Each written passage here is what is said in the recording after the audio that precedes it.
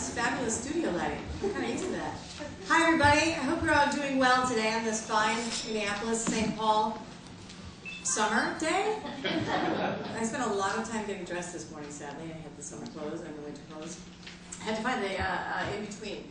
Very, very glad to have you all here today. My name is Heidi Collins. I am the evening anchor for Fox 9 News, Sunday through Thursday, 5 and 9.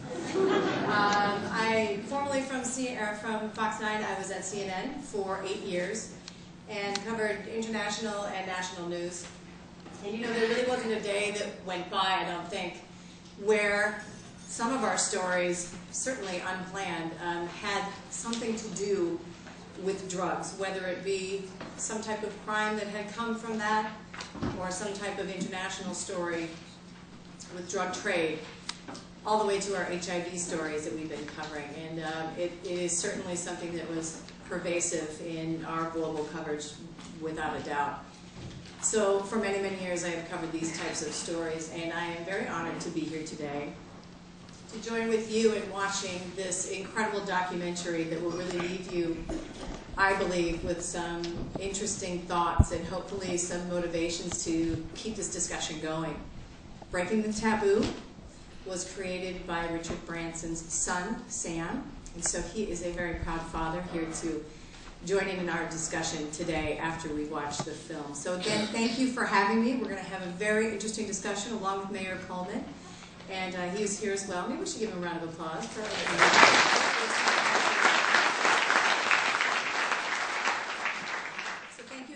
I won't take any more time for now, and we'll have a great discussion afterwards. We will also open up the auditorium to questions from you as well, so be thinking about those. Enjoy the film, Breaking the Taboo. Incredible film, always interesting to be able to sit in the front and listen to some of the comments going on around the room. I want to go ahead and call the panelists to the table, if I could, and I know Sir Richard Branson is in the wings. Hi, how are you?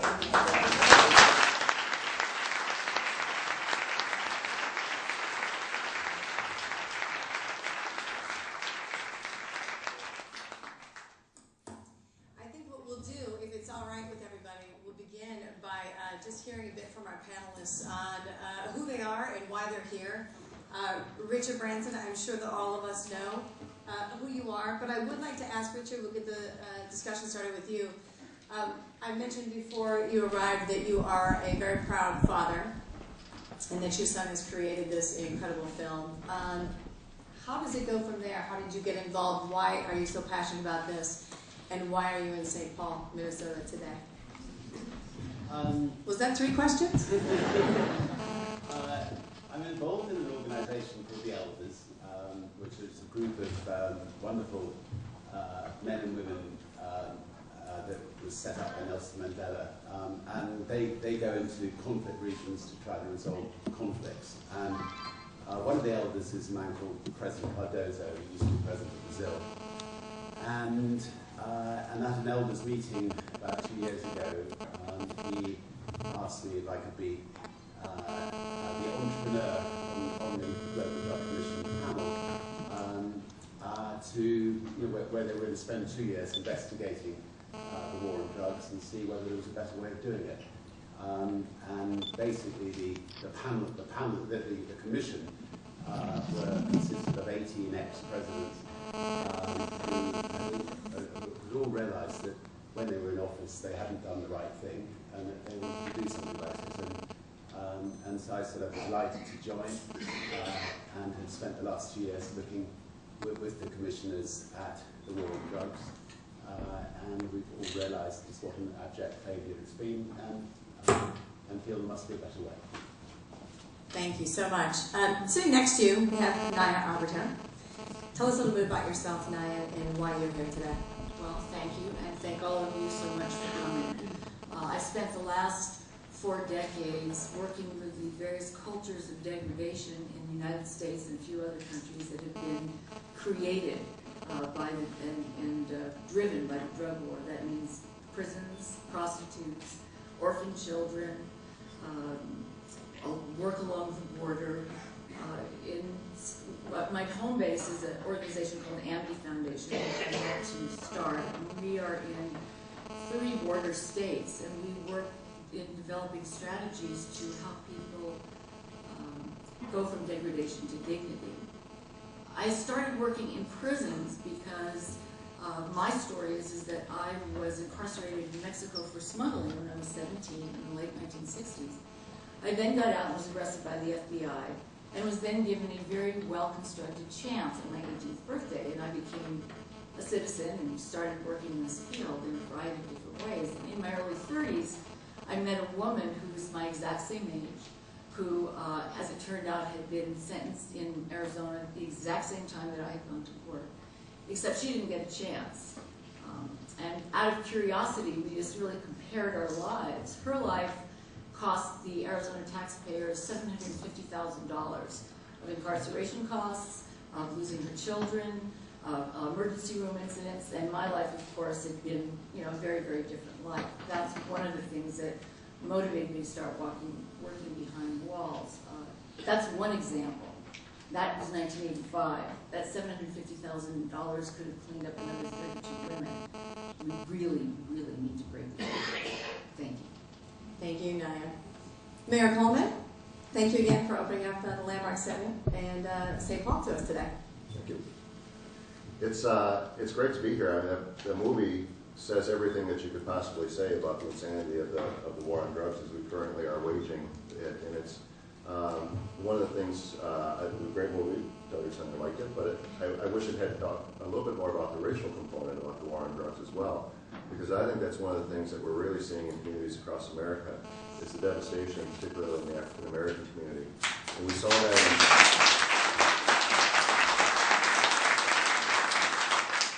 we saw the lack of rationality behind it when we saw the differences between powder cocaine and crack cocaine and how those things were being treated so disparately. And thankfully the Minnesota Supreme Court notice have come along and said, wait a second, that doesn't make sense. To do that. And so if we're going to try to figure out how to close the achievement gap, if we're going to try to figure out how to stabilize neighborhoods, if we're going to try to, we have to deal with this underlying war on drugs. I hate that phrase even.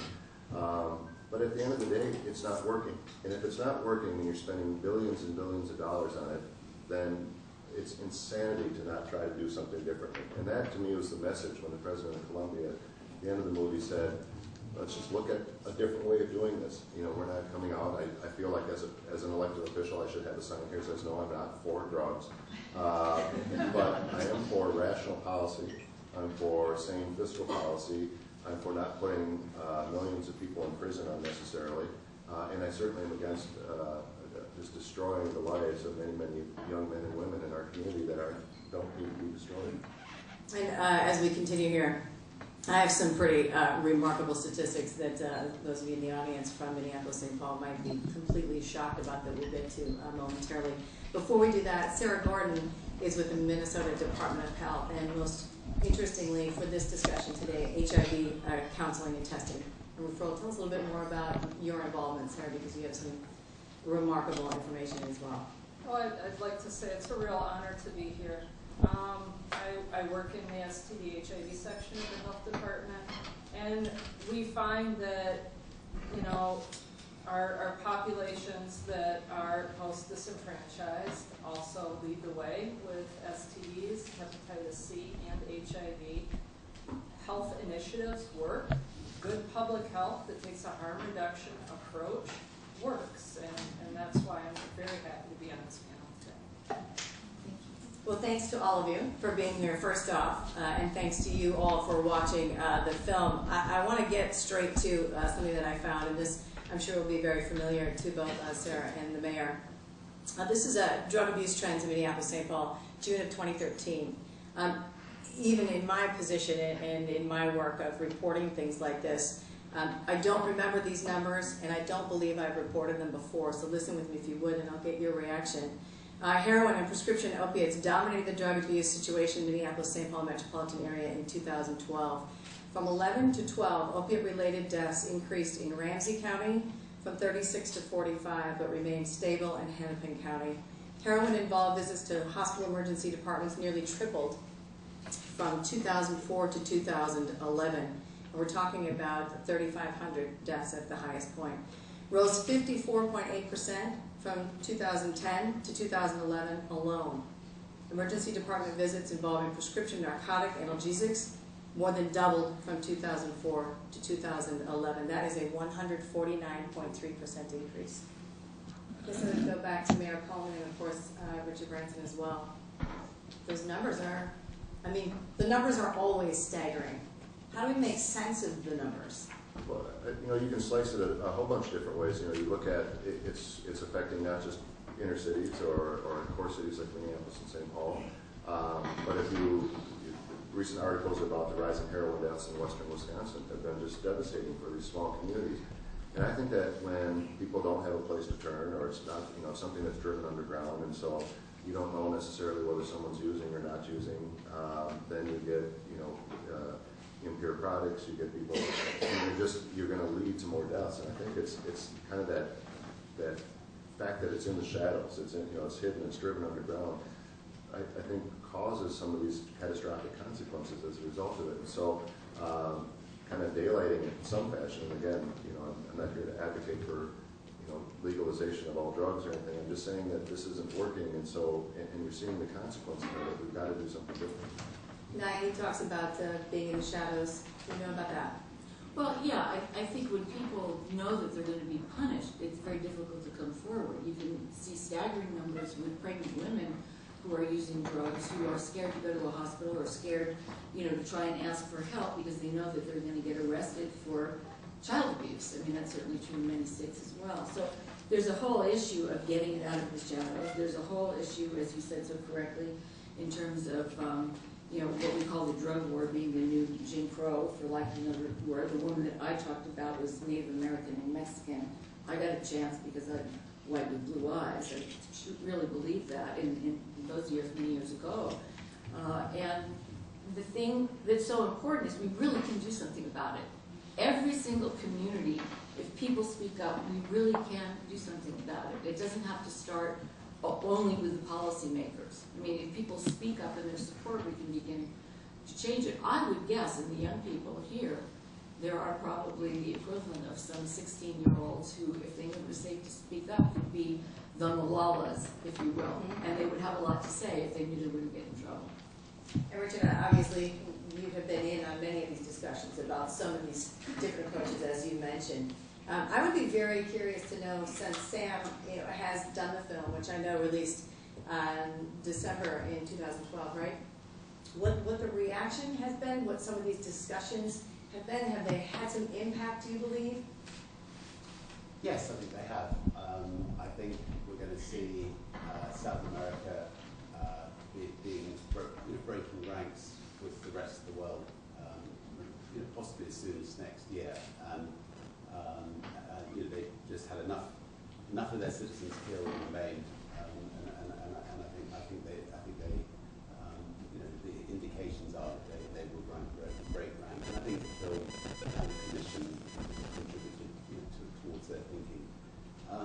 Just going back to the heroin situation, I think in the film it made clear that Portugal is an extremely good example of a country that was really struggling with heroin, with people picking up HIV and hepatitis C from heroin use. When they 10 years ago they just said, right, nobody, doesn't matter who they are, nobody is going to prison ever again in Portugal for taking any kind of drugs. If you have a drug issue, you can come along, see us. We've got a committee of wonderful people you can sit down and talk to. Clearly it becomes a public health issue. It becomes a public health issue. They come and they sit down with these people, and then if they need a clean needle, they give them a clean needle to make sure they don't pick up HIV or hepatitis C. And they're given the drugs, so they don't have to go and break and enter into people's houses to get their heroin fix. And then, when they're ready, there are clinics which cost a third of the price of prisons where they can go to get on. And as a result, Portugal has reduced the amount of people on heroin dramatically. The amount of people getting HIV or hepatitis C is reduced dramatically. And other European countries, Switzerland, Germany, are beginning to follow suit. And what we need is all the money that's spent in prison, and as you say, looking up black people in particular in America in prison, if all that money could be spent on setting up needle exchanges, places where people would go, with psychiatrists for them to talk to, that would be so much more. Sarah, how difficult is that? How much does that cost when the taxpayers say, well, I don't really want to pay for someone's drug habit if we were to legalize it? Obviously, there is pushback for many of those types of things. Do they have the numbers to compare, as Richard is saying, how much more expensive it would be for incarceration? Well, I don't have the incarceration numbers. I can tell you that HIV lifetime costs are around $355,000 a person. The lifetime cost living with Hep C is around $65,000. Treatment for Hep C is now upwards of $75,000. And when we use public health interventions, we avert disease. CDC estimates that our prevention efforts have averted 350,000 new infections. So our cost saving in HIV prevention from 91 to 2006 has been $125 billion. Nobody knows that number either, do And then you get these people back into society where instead of having to break an entity to get their drug fix, they become normal members of society again, tax-paying members of society again. So it is a win-win all round if you can take that approach.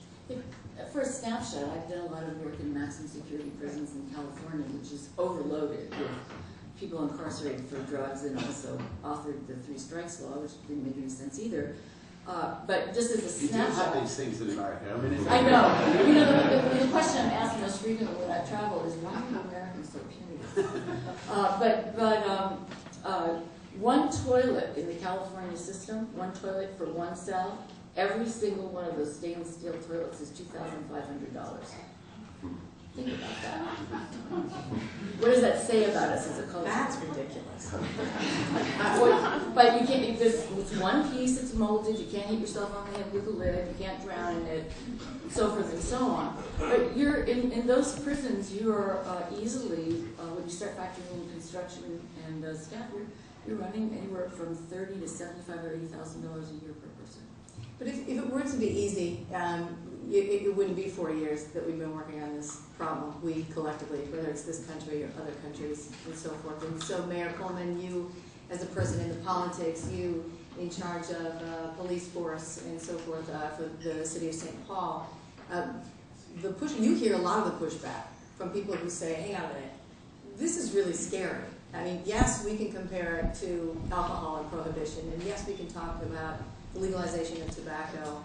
And so are we going to see a day where we're getting ready to go out to the theater and we meet up with friends beforehand and we have maybe a drink, but now we do a shot of heroin? I mean, there are people out there who will say, what? That is not okay. Well, first of all, I start with the statistics that show in Holland the use of marijuana has been reduced even though it's been legalized compared to neighboring countries, and I think there certainly is a rational extrapolation from there that you would see similar actual reduction in use as opposed to an increase. But what I want to get to is, shockingly, the fact that this was started under Nixon maybe discredits it a little bit in and of itself. But I'm trying to do but the fact of the matter is, Nixon is now respected in America. Well, we'd actually be a liberal now.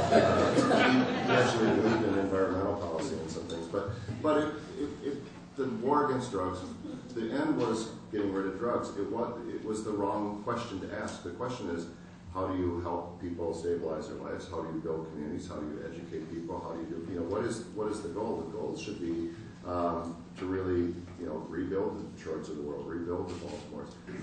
And we stopped the question at, well, drugs are bad, so therefore let's get rid of them. If you took the $78 billion a year that suggested we could get through the taxation of legalization, if you take the 100,000 plus that we spend every year on incarceration and multiply that by 2.3 million people, if you reinvested that into our communities and rebuilt schools and rebuilt, housing and rebuilt, jobs and all of those things. That would be the best way to, deal with the drug war, is give people some optimism, give them some hope, give them a decent place to live, give them an education, and deal with these drug problems. So we're asking the wrong question. It's not how do we get rid of drugs, it's what are we trying to create as a society. And if we looked at it from that perspective, we would do things differently.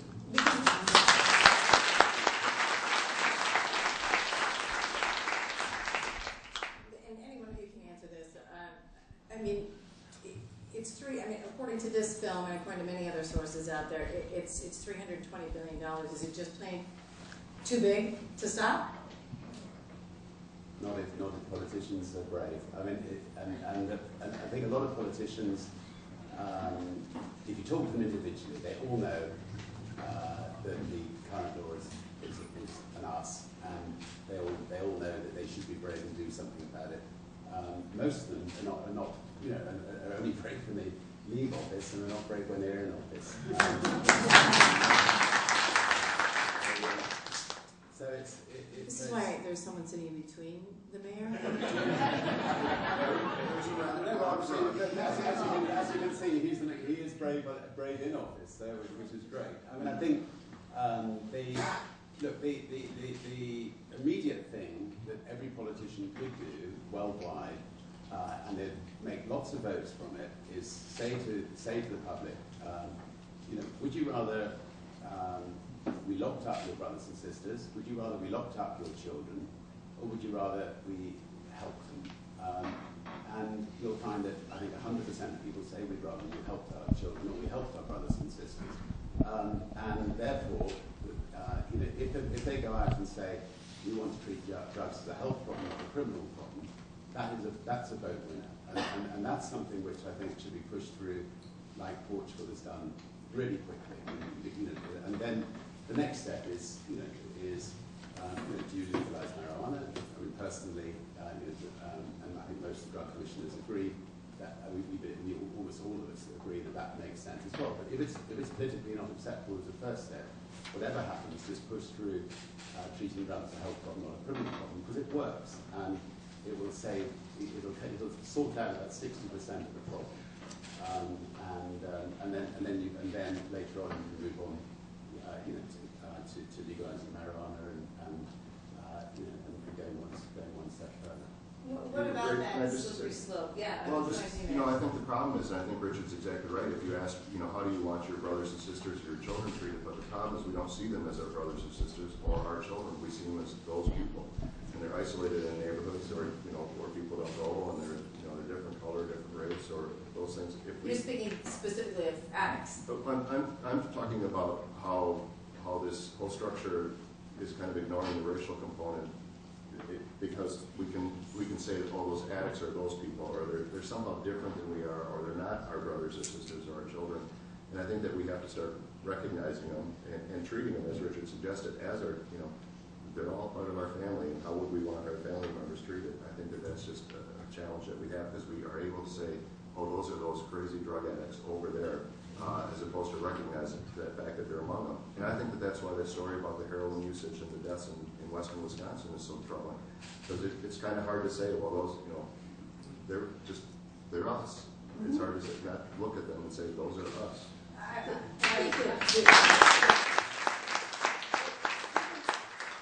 Anytime we're using war rhetoric, it's very dangerous, because the minute you enter into that slippery slope, you are identifying an enemy, you are rejecting that person, and then there's a language of just completely objectifying them. So there cease to be people, they become convicts. They cease to be people, they become addicts. And there are people that have been in this country, thousands of them that have been transported, documented, urine tested, hair tested, sprayed with different kinds of aerosols, and nobody assigned a number, and nobody knows their name. And there's a big issue of having to get people back from their number to their name. That's going to be a piece. And is it too big? No, because you can start in any community. And there's another issue, which we're always talking about people as individuals, like, well, that's a bad apple, rather than saying, wait a minute, it's a bad barrel. And you can create good barrels, whether it's a school, whether it's a kindergarten, whether it's 200 men in a prison project, where you create an oasis of building a pro-social barrel, and you can have tremendous results. You know. In Portugal, since the state of giving people clean needles, giving them their methadone fix, breaking and entries has dropped by 90%. So, you know, just I mean, it's pretty well eliminated, you know, breaking and entries into people's homes, which is also very nice for society. Somebody's got to get something as expensive as heroin. You know, they're not going to be able to afford to get it, you know, a salary. In fact, because they're on heroin, they're not going to be able to earn a salary. So there's only one way they can do it, and that is to break and enter. So, you know, that's another very good reason to have a different approach. Framing things as a war, having an us against them, people who are so-called normal against addicts, it's a way of building isolation, it's a way of building stigma. And it's not looking at the situation from a reality. We all have people in our lives who have been touched by addiction. Everybody does. Be honest. We look at heroin. Minneapolis is the purest heroin of any city in the United States. And if we worry about incarcerating people, we're not going to have people to incarcerate. People are dying before they even have a chance of being incarcerated. People are moving from prescription painkillers to heroin because it's more available here. It's cheaper. It's throughout Minnesota. We're seeing rates, we're seeing clusters of hepatitis C around the state, which means we have young people actively moving toward injecting. Well, and that's exactly when you talk about us and them. I'm a parent, and I'm sure many of you are out here. I can't quite see them. I'm sure there are young people in the audience as well. I have a 12-year-old and a 5-year-old. Yeah, we're getting ready for question and answer anyway. But I would say, you know, just as a mom, I don't think that is us and them at all. I am terrified. I'm terrified for what my kiddos are going to be exposed to and the teachings of what is going on in the schools. And that starts very young, much younger than I ever thought. We're starting at about 3rd grade or so, I believe that's about right. And talking about these issues and talking about abstinence from many things, but today we're talking about drugs. But, you know, I am terrified. I very much understand. And outside every school, there will be somebody pushing drugs. Oh, absolutely. And you know, would you rather they push drugs on your kids and you don't know what that drug is laced with, and you know, they just try it once, they can kill them, or would you rather it was, you know, properly organised, you know, as a health issue rather than a criminal issue, so that, you know, if someone's got a problem, they can own up to it. Well, my children are just living in my house for the rest of their lives. So I'm going to pass the microphone for you guys to go ahead and ask some questions. Maybe with one of the little quick things that we get here, maybe we can just start the discussion on this because it's right along the lines of what you just said. It was a quote that I found in one of the studies, and it says, reducing current demand is the right goal to aim for, and this is attained only by curing the existing addicts, and future demand is handled by effective avoidance and prevention training of our youngsters, which hopefully is going on, but still, it's so prevalent that who knows. Oh gosh, we have lots and lots of questions. Hi everybody, nice to see you. Just go ahead and start here. Yeah. My name is Oliver Steinberg. I'm from St. Paul, and of all the things I would like to share with people, this is probably the most salient, namely that the premise you're operating from, which is that there is political risk to advocating drug policy reform, is a false premise. In the last election, 5 states, North, South, East, and West, voted on cannabis reform ballot measures. And politicians know the only poll that matters is actual votes. In those states, cannabis reform measures beat one or the other of the 2 major prohibitionist candidates, Romney and Obama. And in the one swing state, Colorado. Cannabis legalization beat both Romney and Obama, and the average for all 5 states, cannabis legalization 53%, Obama 51%, and Romney 46%. This is a situation where the media and the politicians don't seem to be able to look straight at what the people are thinking. Break the taboo, talk to people, and find out where they're at.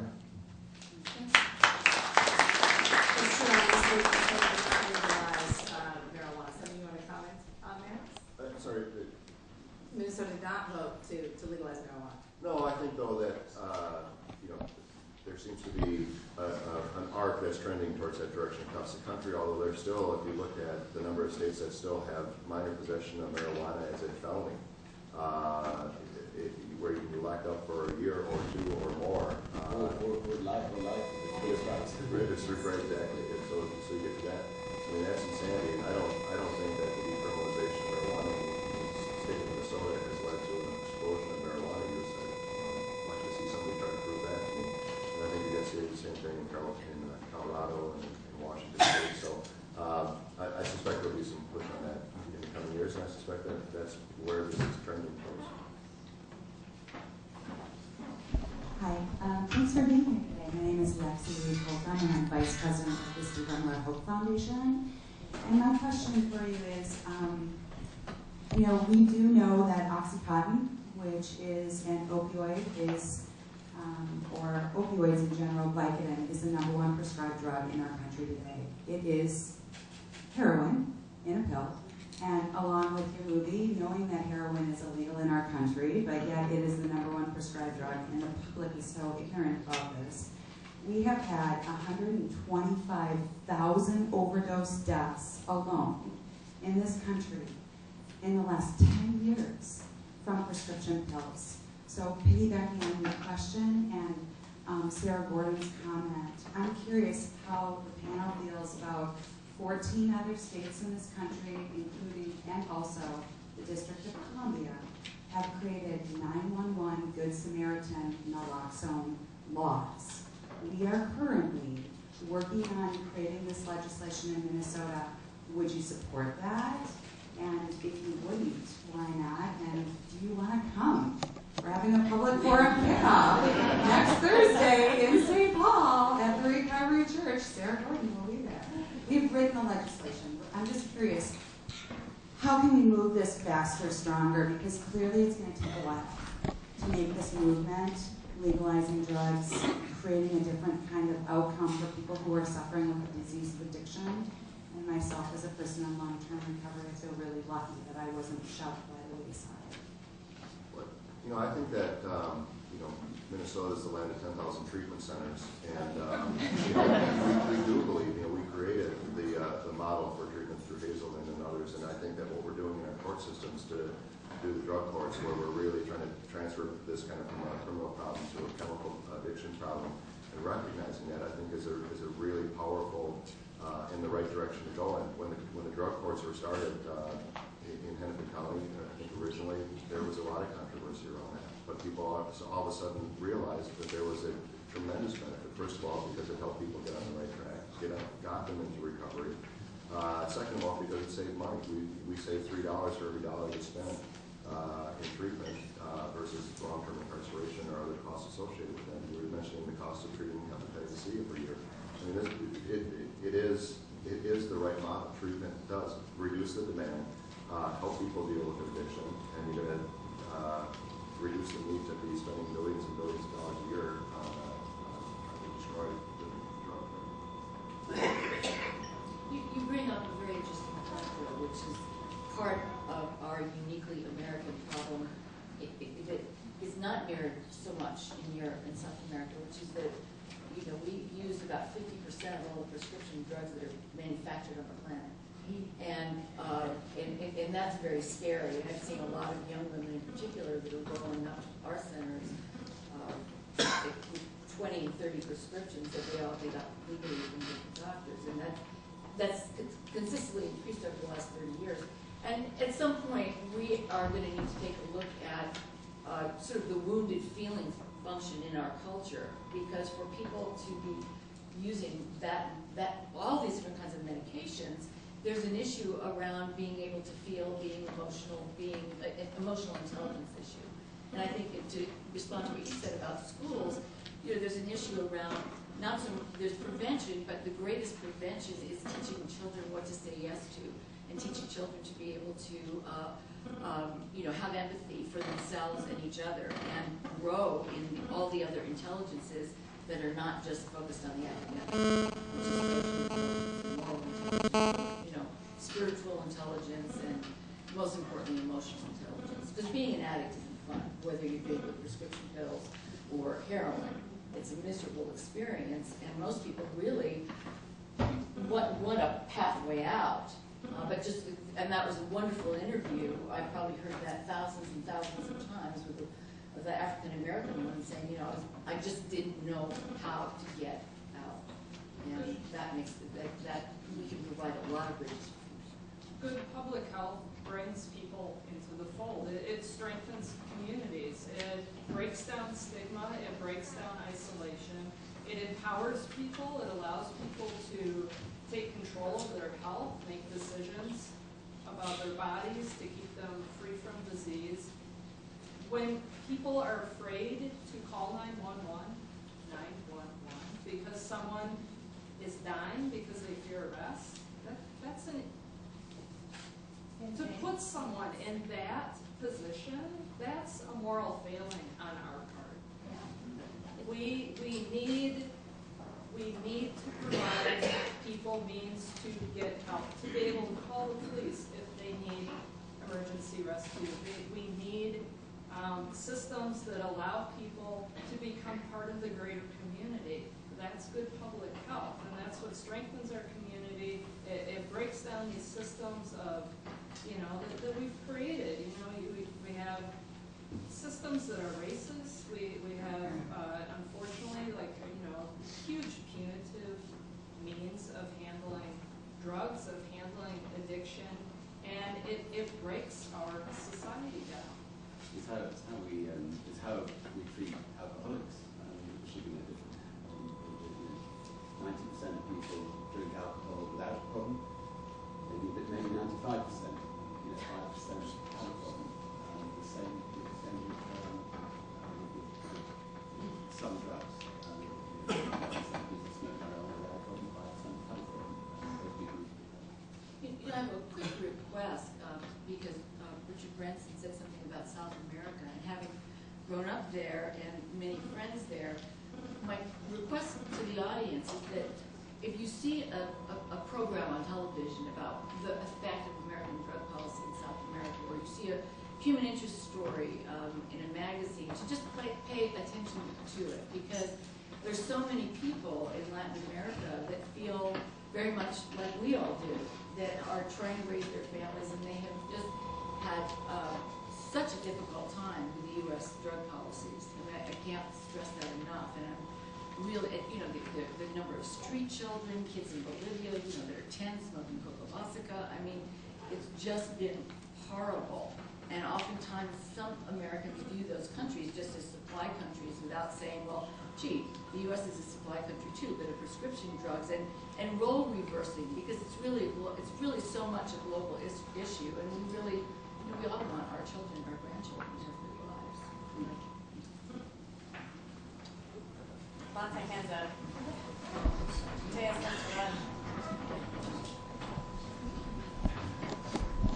Hi, my name is Steve Ostrander. I'm a recovering alcoholic, a parent of a child who's been through treatment, and I appreciate a lot of the things that are said in the film, but what I would really like more is, it seems or it appears to me as a parent, but a lot of this is about fear. You're afraid of more people becoming drug addicts. You don't want a drug addict or a person with a problem in your neighborhood. And even for someone like me coming out and saying, okay, I saw this film today, it's pretty clear, and I certainly agree that the war on drugs isn't a working program. and it asked us to start establishing more dialogue. But it doesn't offer a lot of talking points or solutions. You talk about Portugal. Does Portugal have the same problem with importation of drugs or Holland, things like that? What's happening with drug trade or drug things going on in Oregon, places where they've changed the law? So is there a way to get more talking points and more proof to say, yes, this is part of the dialogue, but here are some of the solutions that work? And you touch on some of those in the film, but it's still kind of at a soft level. I actually think I agree with you. They are planning a follow-up film, which at the moment is going to concentrate on the health, hepatitis C, the HIV problem, the cost of that, and now it's going to concentrate on the racial problem. Yeah, the point, and some of the points you've mentioned are great, which I think feedback in. If anybody else got any other points they'd like to see on the follow-up film, we would definitely be happy to do that. Congratulations on recovery.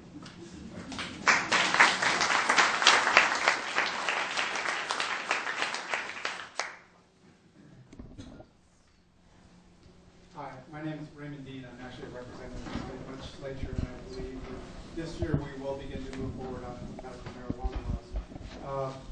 Legalization. I want to push back a little bit in how we portray communities of color in their drug use. It's actually statistically the same as it is in white communities. What we do differently in communities of color is we over-police, we over-arrest, we overcharge, we over-prosecute, we over-incarcerate. So that's where we begin. What I haven't heard talked a lot about is sort of the economic side, not of drug lords, not of the actual system of drugs throughout the U.S. and throughout the world, but the people that benefit as sort of a byproduct of those things. So, for instance, our judicial system has expanded immensely. There are a lot of people are employed within our judicial system. The privatization of prisons in the United States is proliferating. The Corrections Corporation of America is one of the largest lobbyists on immigration, strict immigration laws in the southwestern United States so that they can populate their prisons with more people. Have any of you given some thought in, has your son thought about the issue of the alternative economic society or culture that we've created around this as well? Well, I mean, there's no question that there are an awful lot of people who've got vested interests in the rules staying in place, and there would be casualties. I mean, there wouldn't need to be as many police, there wouldn't need to be as many customs officers, there wouldn't need to be as many prison officers, etc. Wouldn't it be better if those people changed jobs and went into other parts of society where they can earn a decent living, doing something differently, and if there's no need for them in that area, and obviously that's what I think would happen, and that's what we hope. And you're quite right. I work in Arizona, New Mexico, and California, all border states. Of interest, the county in the United States of America that is the most child hunger is LA County. New Mexico is number 1 for child hunger. Okay, Arizona is number 3. The prison industrial complex, Correctional Corporation of America. I've been in wardens' offices where wardens have called sheriffs, and in a private prison, which is my last day I ever consulted in one. And hurry up! We need more arrests, and that's literally true. And there's some paradigm shifting that has to occur all the way around, so that we have people not earning a living off the backs of the indigent. I.e., okay, why aren't wardens rewarded for recidivism reduction? Okay, you have a prison, people come in. How come it's not part of long-term public safety that if I'm a warden, my job performance is measured by how few people are rearrested that go through my prison?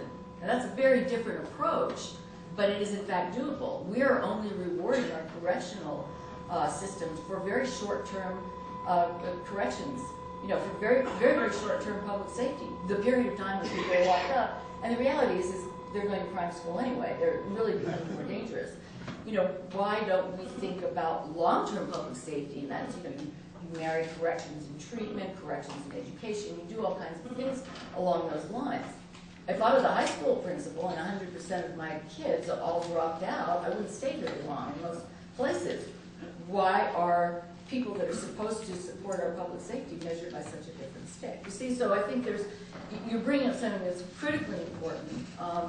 It's not an accident that we're so high up in poverty, and you know, those states are huge for huge corridors, because so many of the little people on the bottom end, this is the break that you said, single moms along the border, children, sickness in the family, they'll drive a car for $1,000 because their kids are starving. And we have to look at it from a lot of different issues. We have to look at it in terms of how many, I know several thousand people that made their living driving guns south into Mexico. You know, I mean, we talk about drugs coming north, and Richard just mentioned the amount of, what does the United States export? Guns, okay? I mean, and what are we known for around the world? We're known for that, we're known for Abu Ghraib, we're known for a lot of things, and it would be so nice as Americans to really start partnering and be known for some things that really do build families. And lastly, when we look at prisons, we don't calculate it, look in a prison, how many children are represented. For every 200 men I worked with in California, they averaged 750 children. For every 200 women, they averaged 920 children who were somewhere in the system. And we know from the study that MIT did a few years ago, I mean, absolute hard fact, that children that are able to stay with a parent, even if that parent is marginal, do better than children that are in foster care, period. You know, there's so much that we can do that's really just good common sense. We have time for one more question, and then we're going to wrap things up. I'm not choosing. You got the mic. There we go. Hi. Hi, my name is Megan. And I'm not, I would say, a recovering alcoholic, but I'm just an alcoholic, one day at a time, unfortunately. But I do have to state that, and I'm new to the city, so is it Christopher Coleman? Thank you very much for allowing me to be here.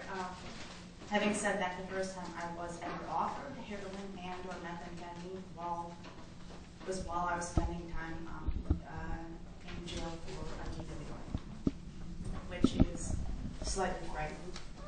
That's the first time I've ever been offered any sort of drugs, was while in jail. And I think in the movie it said, if you can bring drugs into jail, we're not doing a very good job on the war on drugs, and that's unfortunate. Having said that, again, I think that as much money as we're putting into the war, we should be putting more into therapy. And I know that my boyfriend, Sultan,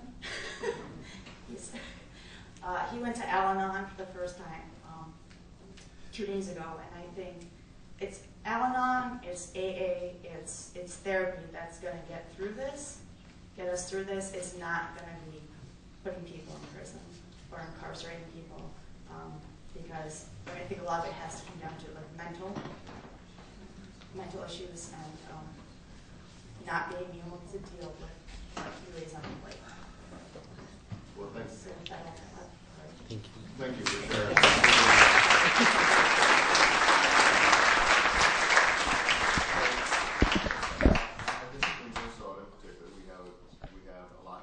Proud of in terms of our treatment approaches, and we do it as well as anybody. You know, Hazelman is a national model, and I always like to joke that thank God for Hazelman, because the best chefs in the Twin Cities all were people that came from the East Coast to go to Hazelman.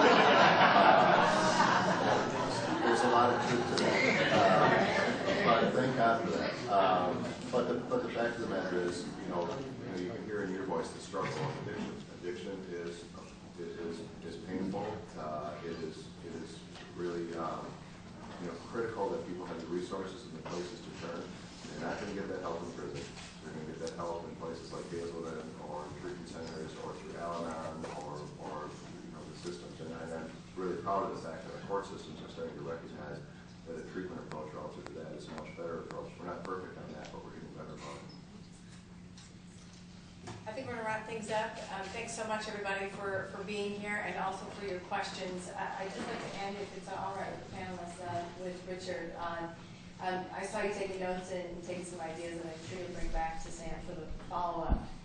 Today, what would you really like for people to leave with and to be talking about amongst themselves? I don't want to repeat myself. I think just to, I think one of the problems, I think most people in this room agree, I don't know, but before you saw the film, did you agree with the general premise that drugs should be treated as a health problem? So we really needed a lot of people in the audience. But anyway, we need you lot to go out and try to, to get to people who, wouldn't necessarily agree, and try to get them on the side. And with the film Breaking the Taboo,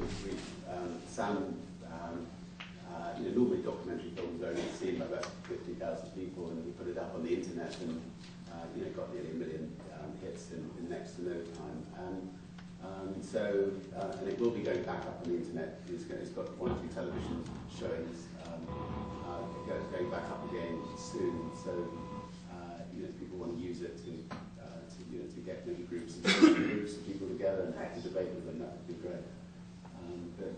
Anyway, it's good to have a mayor who's talks stuff sense.